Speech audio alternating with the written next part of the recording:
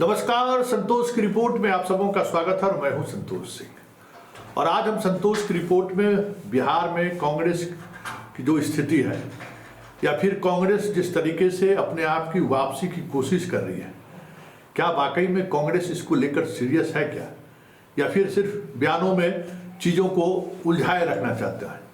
जो पिछले 15-20 वर्षों के बिहार कांग्रेस का इतिहास देखें तो कमोबेश बयानबाजी और लालू प्रेम ही दिखा है। और कांग्रेस जिस दौर में अंतिम बार जब लालू के साथ है तो उस दौर को याद करिए। और आज कांग्रेस की इस स्थिति में शाहनवाज जी हमारे साथ हैं, बिहार प्रभारी हैं, यूपी से हैं और इन दिनों कुछ बयान को लेकर काफ़ी सुर्खियों में, खास करके हम बराबरी भाई के रिश्ते में हम लोग हैं। आरजेडी और कांग्रेस बराबरी में है, लोकसभा चुनाव के आधार पर चीज़ें चलनी चाहिए।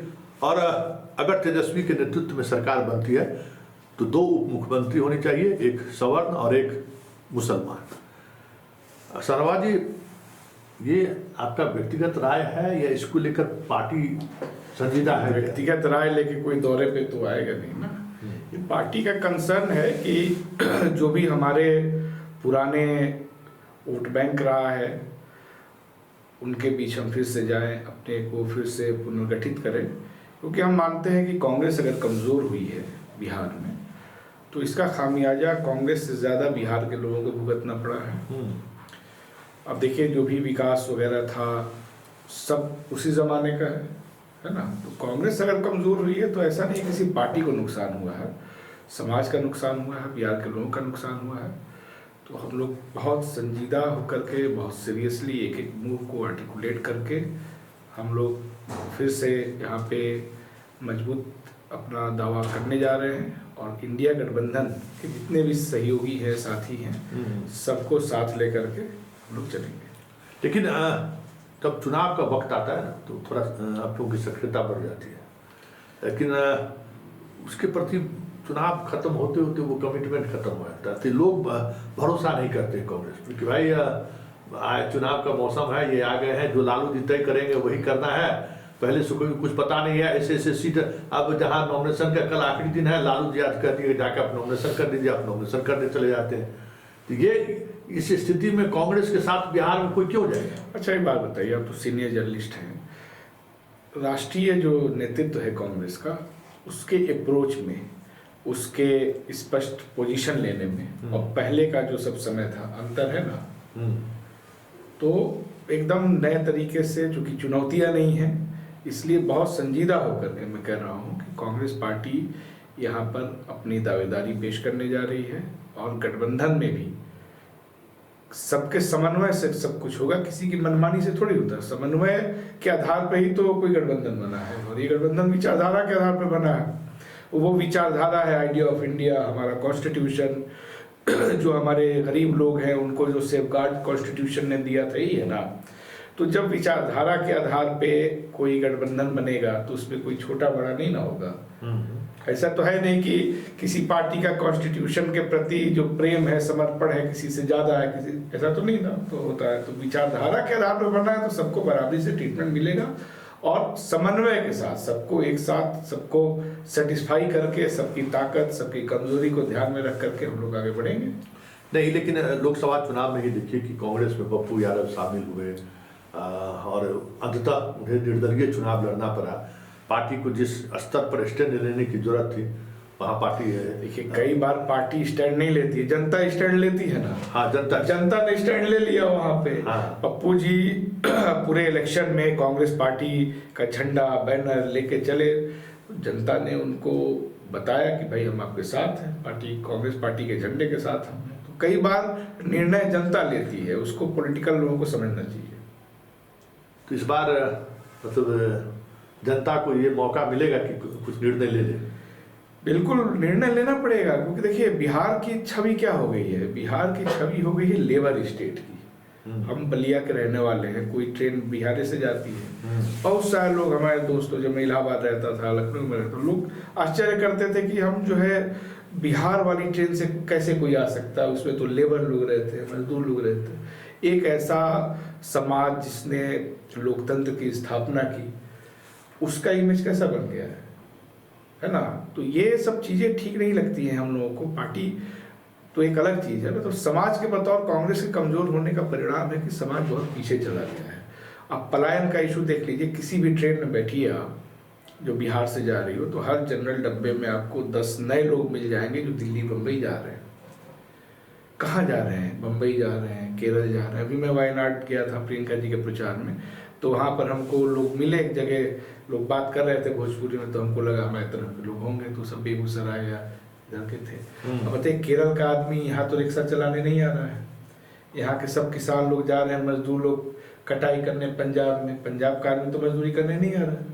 तो ये कौन से राज्य हैं जहाँ लोग जा रहे हैं? ये वो राज्य है जहाँ पे कांग्रेस मजबूत है, सरकार में रहती है या आती जाती रहती है। और जिन राज्यों से जा रहे हैं, चाहे वो यूपी हो, बिहार हो, ये वो राज्य हैं जहाँ पिछले 35 साल से कांग्रेस अपने बल पे सत्ता में नहीं है।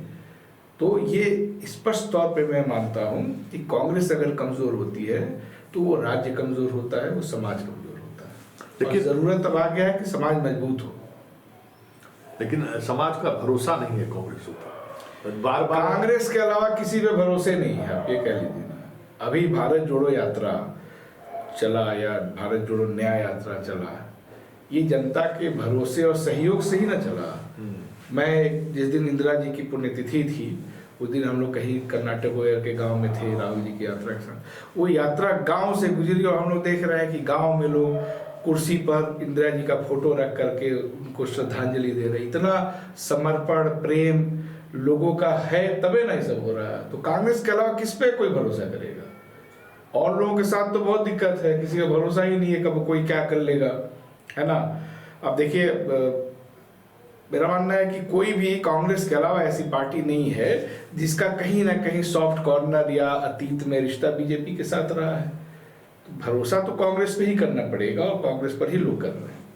लेकिन अगर हम बात बिहार की करें तो बिहार में कांग्रेसियों के साथ यही प्रॉब्लम है कि लोग भरोसा करने की स्थिति में नहीं है, क्योंकि आप जिनके साथ है ना, उनकी जो छवि है और उस छवि की वजह से जो बिहार का नुकसान हुआ है, उस पर आप जब सत्ता में थे तब भी चुप रहे, विपक्ष में है तब भी आप चुप है। मतलब उनके जिस व्यवहार के कारण या उनके शासनकाल में जो कुछ भी हुआ, आज जैसे आपातकाल को लेकर अटैक आप पर हो रहा है ना, आप बैकफुट पर है ना, तो इनके राज्य में जो कुछ भी लॉ एंड ऑर्डर को लेकर प्रॉब्लम हुआ, तो जो कांग्रेस को एग्रेसिव पोस्चर लेना चाहिए था वो कभी नहीं लिया। एक लोगों का भरोसा ही नहीं हो पाता कि भाई इनके पास जाएंगे मतलब लालू के पास जाना है। और ये बिहार दो धाराएं में बटी हुई है, या तो लालू है या नहीं तो लालू के खिलाफ है।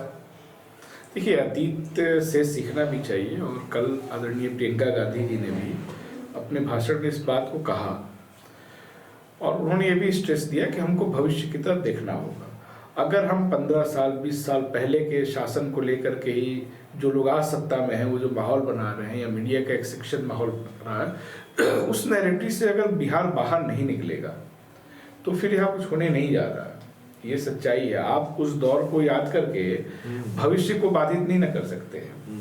तो जो भी अतीत में हुआ वो एक अलग इशू है। आज बदली हुई परिस्थितियां हैं, बदला हुआ विजन है और बदला हुआ लीडरशिप भी है।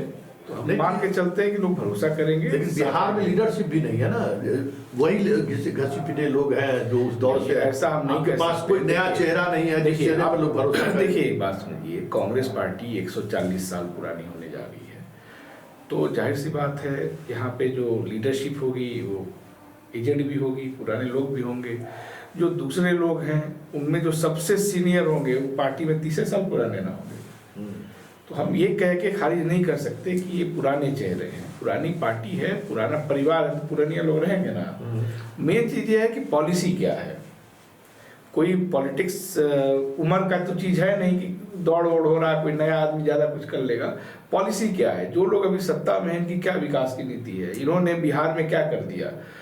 जो भी विकास हुआ वो कांग्रेस के जमाने में हुआ। आप कोई भी बड़ा बांध देख लीजिए, हम लोग पूर्वांचल के लोग आके ही आपके बिहार, जो संयुक्त बिहार हुआ करता था झारखंड से पहले, वहां आकर के नौकरी करते थे हमारे दादा लोग। पूरा पूर्वांचल आप कह सकते हैं कि ये सब धनबाद और कोयलरी ये सबसे बसा है। आज कहाँ कुछ बचा है आपके पास, कोई रोजगार का एजेंडा है, तो जो अस्मिता की राजनीति है, जाति की राजनीति है, उससे बिहार को निकलना पड़ेगा।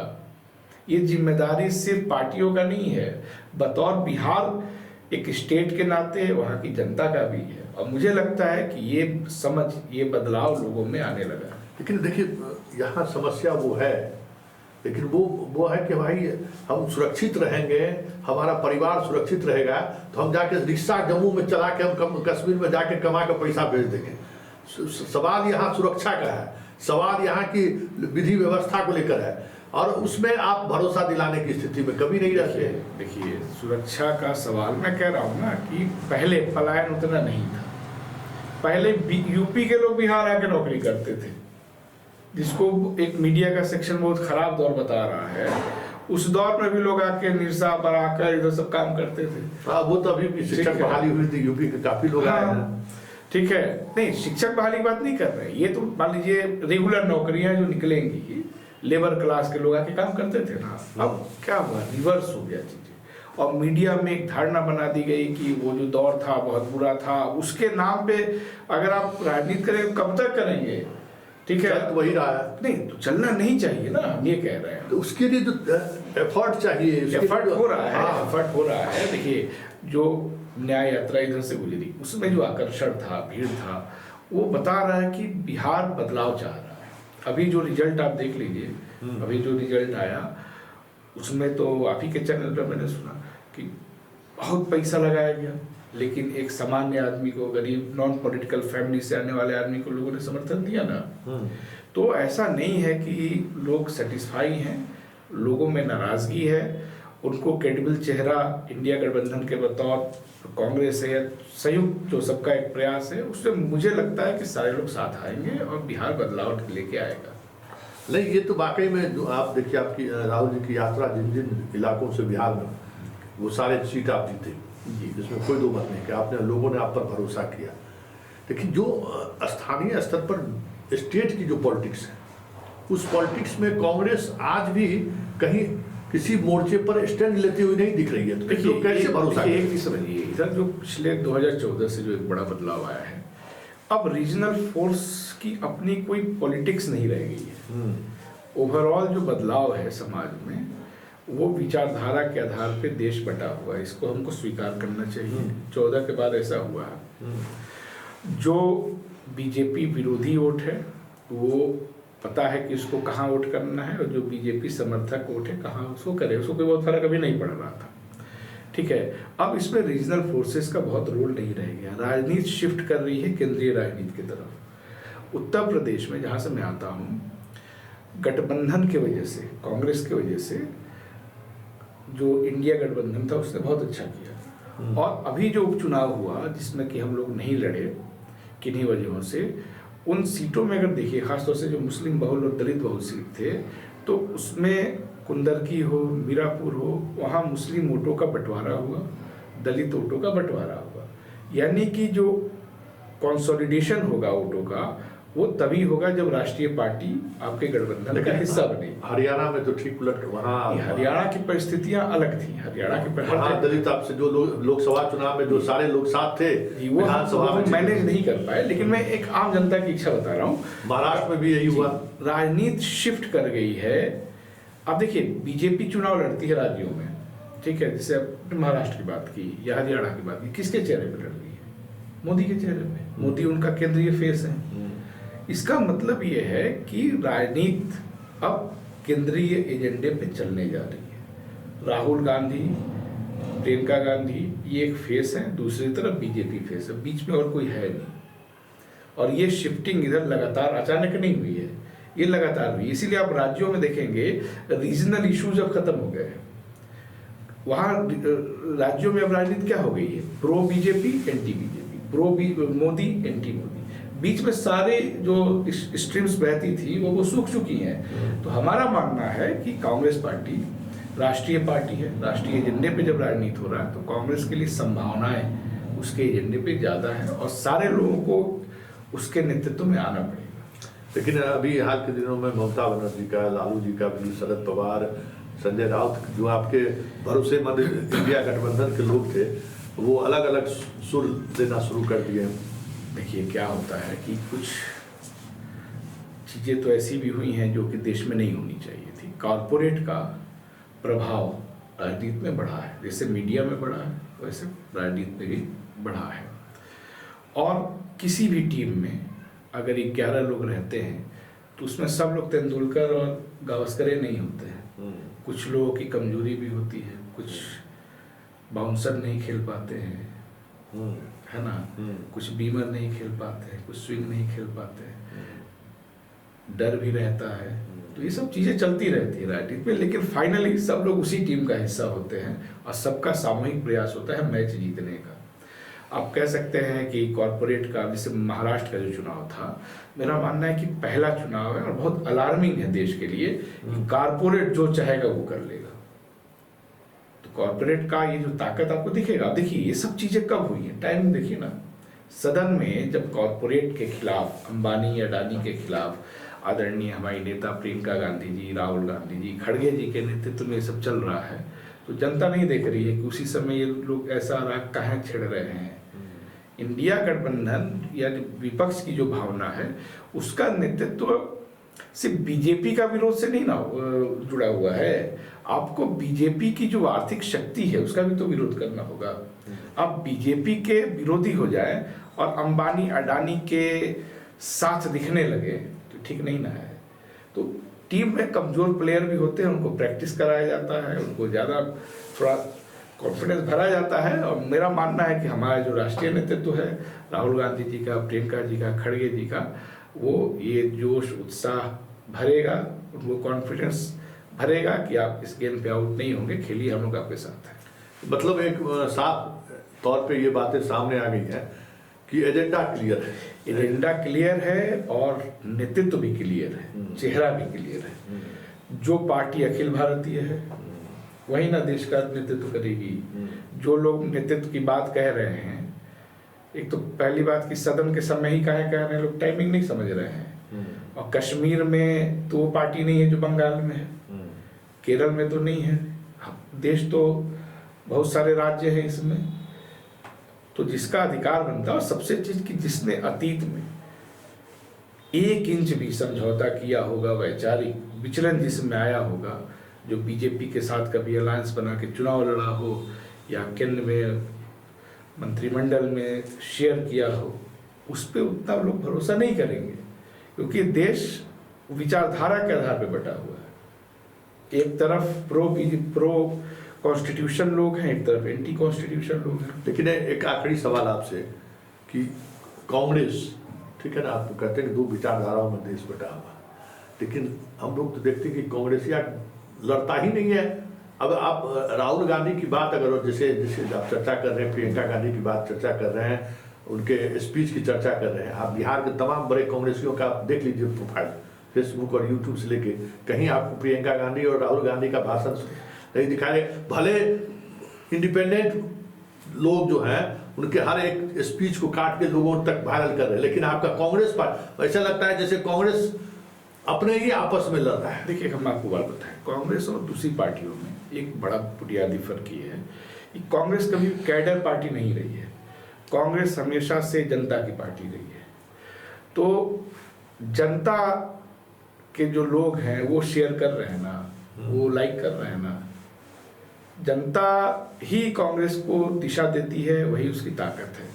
और कौन क्या कर रहा है ये अभी हम ध्यान देंगे इस पे, अगर ऐसा है तो ये गलत है, उस पर हम नियंत्रण लगाने की कोशिश करेंगे। लेकिन मेरा मानना है कि जनता कांग्रेस के साथ है। जो नेशनल एजेंडा है ना, जो इस एजेंडे की बात करते हैं, आप अपने बिहार की कांग्रेस का देखिए ना कि वो एजेंडे पर एक अजीब तरीके की खामोशी हो जाती है। आप जब नहीं, किस एजेंडे पे आप देखिए, अभी जो अडानी का बिजली का मीटर का मुद्दा था, कांग्रेस ने इस पे लड़ा, और लोग नहीं लड़ सकते थे। ये वही लोग नहीं लड़े जो आजकल थोड़ा सुर बदला हुआ है। हाँ। अडानी कॉर्पोरेट एक बड़ा फैक्टर है, और इससे अगर नहीं लड़ेंगे तो हमारे देश के युवाओं के लिए कुछ नहीं बचा है ना। बहुत लाइन क्लियर है और कांग्रेस लड़ रही है। आप देखिए हमारे उत्तर प्रदेश में, बिहार में जब मैं प्रभारी बन के आया तो 10 दिन का कैंपेन उस दौरान चल रहा था। मैं खुद भी उसमें सुपौल और उधर आपके सीमांचल में शामिल हुआ था। बिहार में अभी भी मतलब एक चीज मुझे अच्छा लग रहा है कि इंडिपेंडेंट वॉइसेज हैं, बात कर रही हैं, आंदोलन वगैरह कर रहे हैं। जहां बीजेपी फुल फ्रेश पावर में है, जैसे उत्तर प्रदेश वगैरह, वहां पे चीजें बिगड़ी है। तो बिहार तो एक पूरे देश को रास्ता दिखा सकता है, उस स्थिति में बिहार खड़ा है। बस उसको अपने ऊपर आत्मविश्वास दिखाने की जरूरत है, ये भरोसा करने की जरूरत है कि यहाँ के लोग, बताइए, मॉरिशस, सुरीनाम, वेस्ट इंडीज, कहाँ जाके देश नहीं बसा दिए। तो अब समय है कि बिहार के लोग अपना राज्य बसाएं। अब राज्य भी तो भाई इस परिस्थिति में भी, मतलब पूरे देश में बीजेपी हर स्टेट को जीत लिया, लेकिन आज भी बिहार ही एक ऐसा राज्य है जहां बीजेपी अपना स्पेस नहीं बना पा रही है। इसलिए मैं कह रहा हूँ कि बिहार स्वाभाविक तौर पे, जो बिहार का डीएनए है, वो इंडिया गठबंधन से मैच करता है। लेकिन डीएनए के साथ तो कुछ डीएनए दिखाई दे।